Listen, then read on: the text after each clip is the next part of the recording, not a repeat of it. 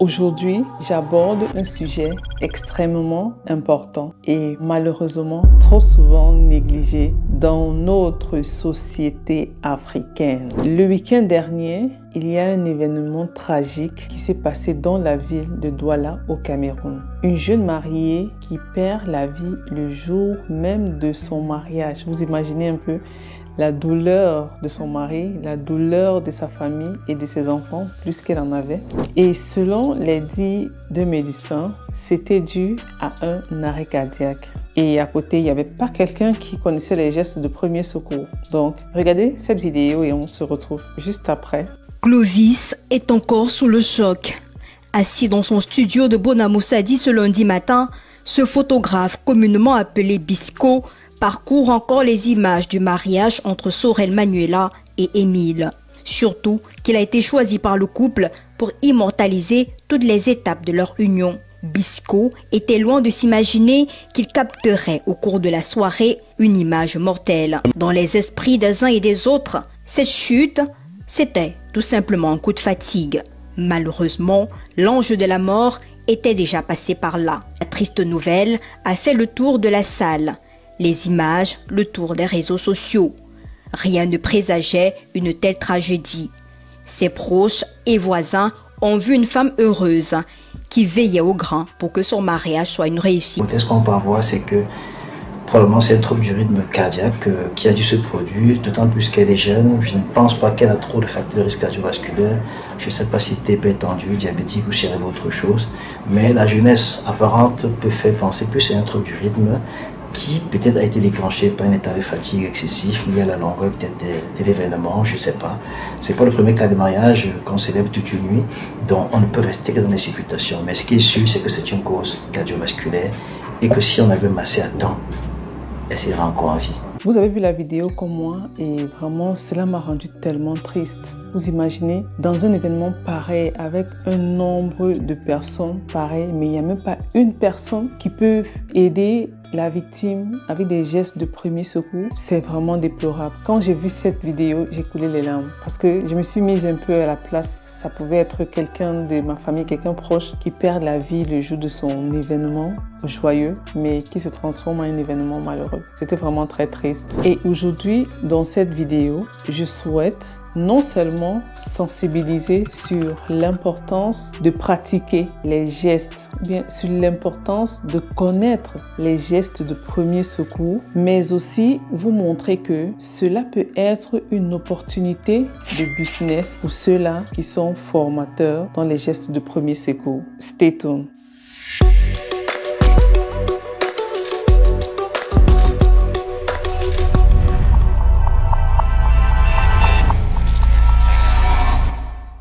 Pourquoi c'est extrêmement important de connaître les gestes de premier secours? Parce que dans la vie, vraiment, tout arrive brusquement qu'on ne sait plus exactement quand arrivera quoi. C'est extrêmement important de connaître ces gestes de premier secours. Parce que vous savez, les arrêts cardiaques soudains, il y a les étouffements, il y a des trucs comme des blessures graves. Ces choses peuvent arriver à tout moment. Vous ne connaissez pas l'endroit, vous ne connaissez pas le moment. En fait, ça arrive n'importe quand et n'importe où. Et c'est la raison pour laquelle il faudrait vraiment être prêt avec ces gestes de premier secours, de telle manière que vous pouvez sauver la vie à une ou deux personnes autour de vous. Ça peut arriver à tout moment. Regardez l'exemple du mariage. Dans une cérémonie joyeuse, on ne pouvait pas imaginer que quelqu'un pouvait perdre connaissance dans ce genre d'événement, mais c'est arrivé. Donc, c'est pour vous dire que ça arrive n'importe quand et n'importe où. Juste qu'il faut être prêt pour avoir des bons gestes. Et aussi, selon certaines études, la victime a une chance de 20%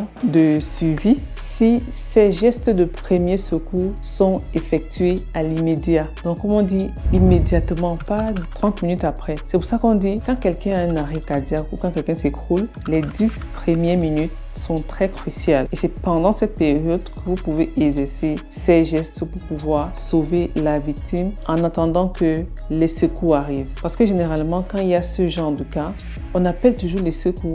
Mais avant que les secours n'arrivent, c'est pour ça qu'on les appelle les gestes de premier secours. Vous faites d'abord cette pratique. Si ça rétablit ou bien ça stabilise la victime. Ensuite, quand les secours arrivent ou alors une ambulance, ils pourront prendre le relais. Et au moins là, vous auriez sauvé une vie.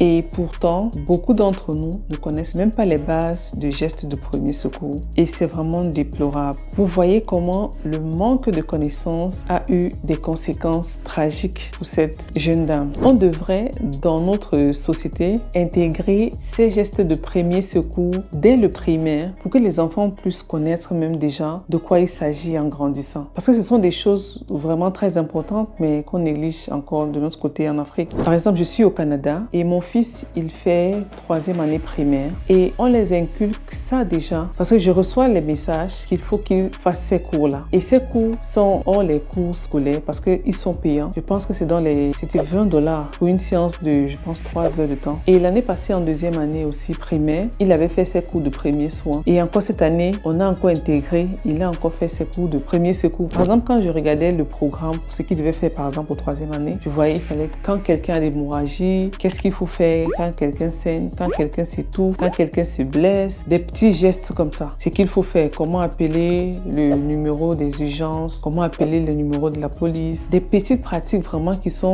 très importantes. Mais chez nous, on peut compter les écoles qui apprennent ça aux enfants, mais on va trouver mieux que ce sont des écoles privées. Et pourtant, ça devait être un programme que le gouvernement devrait mettre dans le programme scolaire, que ce soit au primaire, au secondaire et même à l'université. De telle manière qu'une personne, un enfant en grandissant, il a ça ancré en lui, que ce sera vraiment comme un automatisme s'il arrive devant un cas pareil, que ce soit un automatisme pour tout le monde. Et ça va trouver que vraiment des vies seront sauvées. Il y en a beaucoup de cas qui arrivent, mais on ne sait pas ce qu'on va faire. Des gens sont là en train de regarder, ils ne savent pas. Et maintenant, avec la venue d'Internet, vous allez voir des gens qui sont en difficulté, mais il y a quelqu'un à côté qui prend juste son téléphone, il se met à filmer au lieu de pratiquer ces gestes de premier secours, mais que sûrement il ne connaît même pas, donc sûrement il ne peut pas pratiquer quelque chose qu'il n'a jamais appris, qu'il n'a jamais peut-être entendu parler et tout. Et pourtant, il devrait le faire. Et généralement en Afrique, il n'y a que la Croix-Rouge qui le fait, mais vraiment c'est très minime, c'est un peu faible et c'est même quasi inexistant. Si on pouvait l'intégrer, que ce soit dans les écoles, que ce soit dans les entreprises, en fait, de telle manière que avant d'arriver à un certain âge, que obligatoirement tu es passé par la formation des gestes de premier secours pour sauver une vie. Mais c'est pas le cas. Alors dans cette vidéo, je souhaite vraiment sensibiliser des personnes et c'est la raison pour laquelle j'ai mis cette vidéo pratique que vous pouvez regarder et ça pourra un peu stimuler ou alors vous montrer les bases, ne serait-ce que les bases des gestes de premier secours en attendant peut-être trouver un endroit certifié pour vous former et avoir votre certificat pour connaître ces gestes-là. Alors on se retrouve juste après cette vidéo. En France, moins d'1 personne sur 2 a suivi une formation aux gestes de premier secours. Or, on estime que ces gestes augmentent les chances de survie des victimes de 20%. Alors, plutôt que de rester les bras croisés, voilà 3 situations simples dans lesquelles chacun peut agir. L'étouffement, le saignement et l'arrêt cardiaque. Mais avant toute chose, 2 réflexes à avoir. Vous assurer que la situation ne présente aucun risque pour vous et la victime, et bien sûr prévenir les secours le plus vite possible en leur donnant le maximum de détails sur le lieu de l'accident et l'état de la victime. Alors voyons maintenant les gestes à proprement parler. D'abord, l'étouffement. C'est la première cause de mortalité chez les enfants de moins de 5 ans. En général, la personne va porter les mains à sa gorge et ne pourra plus parler, ni tousser, ni respirer. Alors que faire ? Commencez par mettre 5 claques dans le dos de la victime, en prenant le temps entre chaque claque de vérifier si la personne va mieux. Si cela ne suffit pas, il faut alors passer aux compressions abdominales. C'est ce qu'on appelle la manœuvre de Heimlich.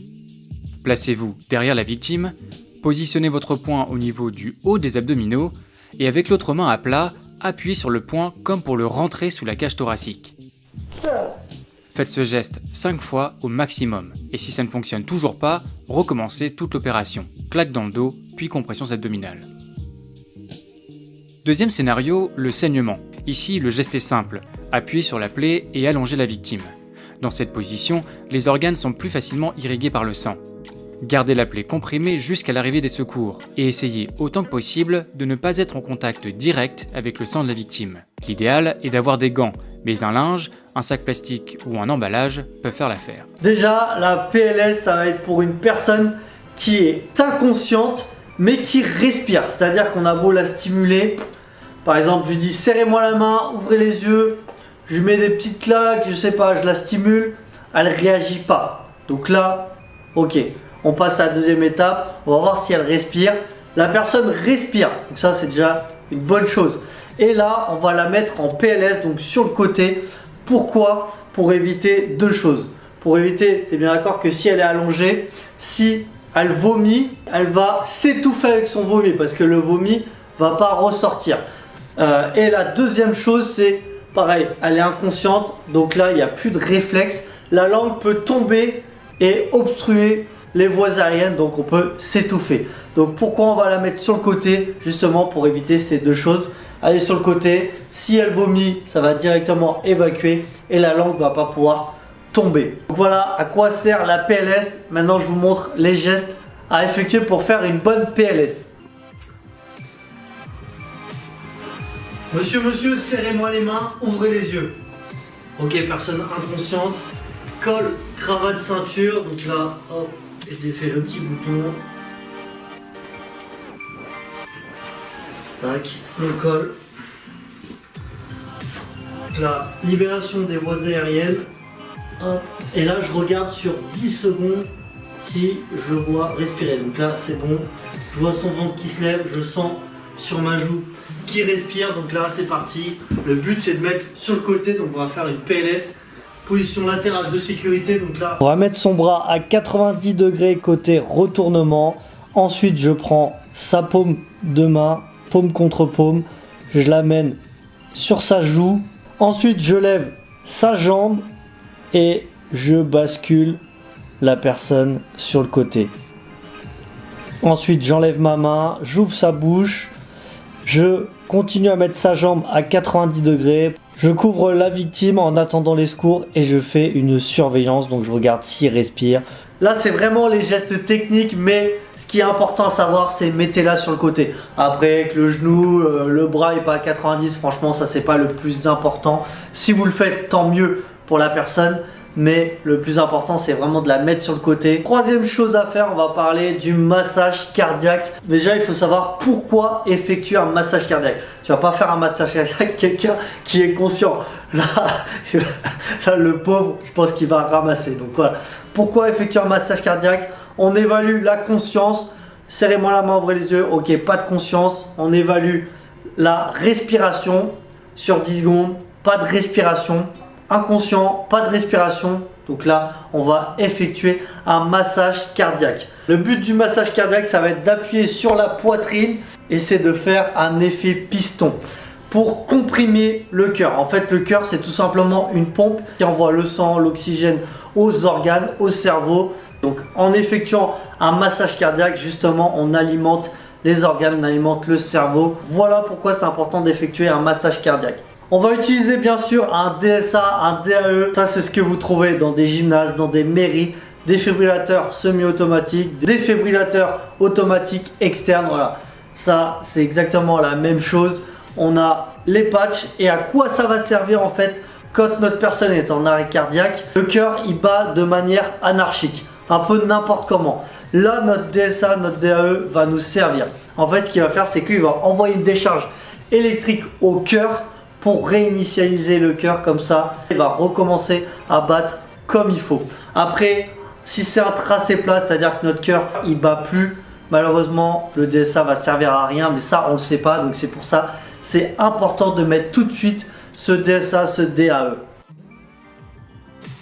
Là j'arrive sur une personne, voilà, je sais pas, elle me répond pas, donc bonjour madame, serrez-moi les mains, ouvrez les yeux, j'ai pas de réponse. Là je dis à l'aide, à l'aide. Si j'ai mon téléphone portable, je peux commencer à appeler le 18, en mettre en haut-parleur. Et c'est parti, donc col, cravate, ceinture, hop, tac. Libération des voies aériennes. Regardez ma main, bien sur le front. Là, je regarde toujours sur 10 secondes si je vois le ventre qui se lève ou si je sens une respiration sur ma joue. Donc là, j'ai rien. La personne est en arrêt cardio-respiratoire, donc là c'est parti. Donc là, j'ai toujours soit le 18 en kit main libre. Le but c'est vite de prévenir les secours parce que moi je vais entamer le massage cardiaque. Donc là, c'est parti. Donc pour le massage cardiaque, on regarde la ligne imaginaire des tétons, doigts. Les coudes sont verrouillés. Et là, le but, c'est de faire un massage cardiaque à peu près 100 par minute. Voilà. Donc là, j'enchaîne le massage cardiaque. J'en fais 30 compressions. Si c'est quelqu'un que je connais, si c'est quelqu'un de ma famille, je peux faire du bouche à bouche. Donc là, je bouche le nez et je souffle 2 fois. Le but, c'est que la cage thoracique se lève.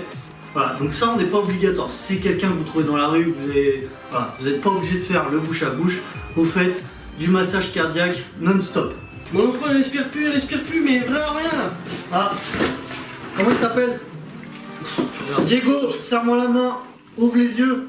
Ouais, comme Diego. Ok, il réagit pas. Je vais regarder s'il respire. Donc là, le but, c'est de mettre la tête neutre, pas l'incliner, parce que c'est un bébé, c'est un nourrisson. Donc là, je regarde, toujours si je vois son ventre qui se lève ou si je sens sur ma joue. Donc là, sur 10 secondes, ok, là, je sens rien. L'enfant est en arrêt. Donc là, c'est parti. J'entame par 5 insufflations. Donc là,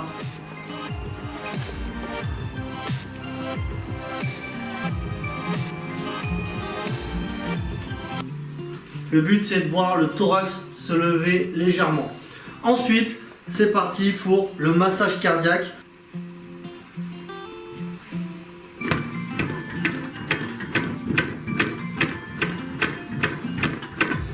Au rythme de 120 par minute.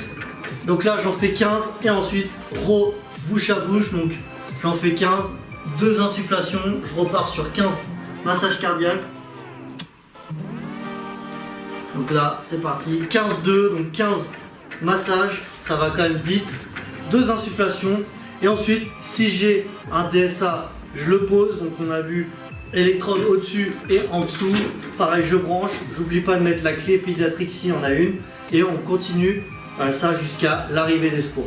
Alors, j'espère que tu as regardé cette vidéo et qu'elle t'a édifié. Maintenant, puisque tu as regardé cette vidéo, tu pourras savoir à quoi t'attendre si tu envisages aller te former pour les premiers secours. C'est un peu à ça que tu pourras t'attendre et bien d'autres. Maintenant que tu sais ce que c'est que les gestes de premiers secours, est-ce que tu sais que cela peut être une opportunité d'affaires pour toi qui me regardes? Alors, si tu ne sais pas comment ça se passe, reste connecté. Juste avant, je te prie de pouvoir t'abonner si tu ne l'as pas encore fait, parce que je sais que si tu es jusqu'ici dans cette vidéo, ça veut dire que tu as aimé la vidéo. Ne manque pas de t'abonner si ce n'est pas encore fait. Like, partage et surtout mets un commentaire pour donner ton avis sur ce sujet. Au-delà de sauver des vies, ce domaine de formateur de premier secours peut être une activité lucrative pour toi. Tu vas me demander comment ça marche. Alors je vais tout expliquer comment tu pourras faire pour être formateur et pouvoir vendre ton activité à ces personnes qui en ont besoin. Des personnes qui sont dans le besoin de ces formations sont par exemple des entreprises qui aimeraient former des employés parce qu'un malaise peut arriver à tout endroit. Des écoles pour pouvoir former des jeunes, des particuliers, encore même dans les centres de loisirs. Vos formations sont nécessaires dans ces endroits-là. Et maintenant, pour être un formateur certifié dans les gestes de premier secours, la première des choses que tu dois faire, c'est de te former soi-même. C'est-à-dire qu'il faudrait que tu y ailles toi-même apprendre les gestes de premier secours. Quand tu auras la base, tu pourras maintenant faire encore des formations qui pourront te certifier comme professionnel formateur de gestes de premier secours. En Afrique, ceux qui forment généralement et qui sont très connus, c'est la Croix-Rouge et bien d'autres. Alors tu pourras partir à la Croix-Rouge te former et ensuite étant là-bas, si tu te formes, tu pourras leur demander que faut-il faire pour être soi-même formateur de ces gestes. Ce qui est sûr, ils vont vous montrer des formations spécifiques qu'il faudra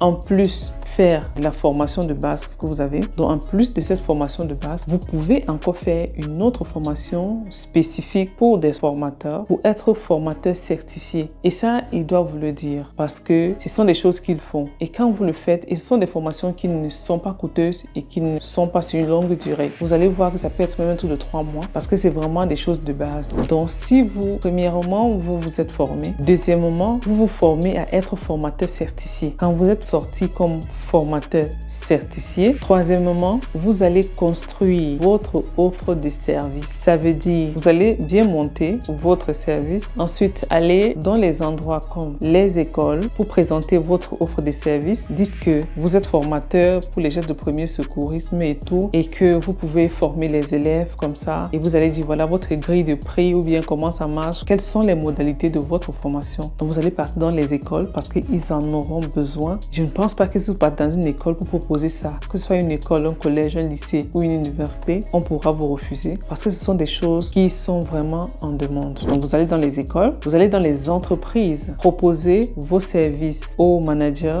et là, ils pourront vous intégrer pour pouvoir former les employés parce que les malaises arrivent partout. Vous pouvez aussi aller dans les centres de loisirs, proposer vos services parce que des fois, que ce soit dans les manèges, que ce soit dans les... même ceux qui font des événementiels, vous pouvez être en partenariat avec eux de telle manière que même s'il y a une cérémonie pareille, qu'une personne de vos... au fait qu'un de vos agents soit présent de telle manière que si quelqu'un a un malaise, la personne sera là, prompte à réagir. Il y en a aussi dans les lieux de sport, vous pouvez partir proposer, vous pouvez même ouvrir votre petit cabinet pas loin des endroits de sport. Et en ce moment, cet endroit, c'est vraiment facile parce que je ne pense pas que la majorité des personnes qui viennent pour faire du sport, c'est qu'ils recherchent la bonne santé. Et si vous êtes à côté et que vous proposez ces services, de pouvoir les former sur les gestes de premier secours, peu importe le prix, vous aurez des clients. Donc c'est ça la troisième chose que vous devrez faire, construire votre offre de service. Ensuite, quand vous avez construit votre offre de service et tout,